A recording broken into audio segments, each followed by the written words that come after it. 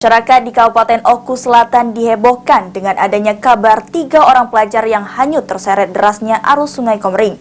Dari ketiga korban hanyut tersebut, 2 orang selamat sementara 1 orang atas nama AP ditemukan warga dalam keadaan tak bernyawa.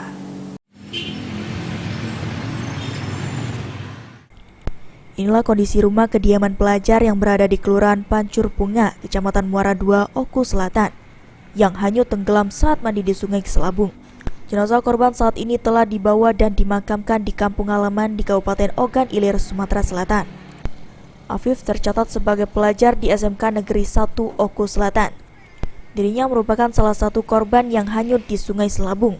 Saat ditemukan, korban sudah dalam keadaan meninggal dunia, padahal diketahui korban pandai berenang. Kejadian hanyutnya korban bermula saat korban beserta 2 temannya, Herdi dan Adil, pada Sabtu sore mandi di Sungai Selabung. Menurut Kaling Pancur Punga, sosok korban merupakan anak yang pendiam dan sopan. Selain itu, korban diketahui pandai berenang. Sampai warga kita hanyut dan meninggal ini, Kak? Waktu itu dia tuh dari rumahnya bermotor. Nah, ialah budak duo. Nah, ke Talang Bandung. Nah, motornya ditaruh di Talang Bandung.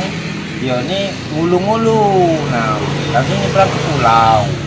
Nah, dari pulau itu hanyut-hanyutan. Nah, setelah hanyut-hanyutan, nah, ialah dia ke Ropigo tuh tenggelam. Nah, adalah yang nolong. Nah, yang nolong tuh dapat 2, yang dia ini lepas. Nah, jadi begitu nggak ditolong dia lepas, nggak tertolong lagi. Nah, itulah. Untuk korban sendiri ini, Kak, diketahui bisa berenang apa enggak ini, Pak? Dia ini bisa sebenarnya berenang, cuman kurasa kecapean. Ada cerita kada? Mana ceritanya kamu mandi kemarin? Samanya kami itu diajak kena kawan aku seberang pulau tuh kami. Sampai sana tuh kawan aku nih, aku ngomong nak baca tenang kita. Punya payulah bayar kami tolongi.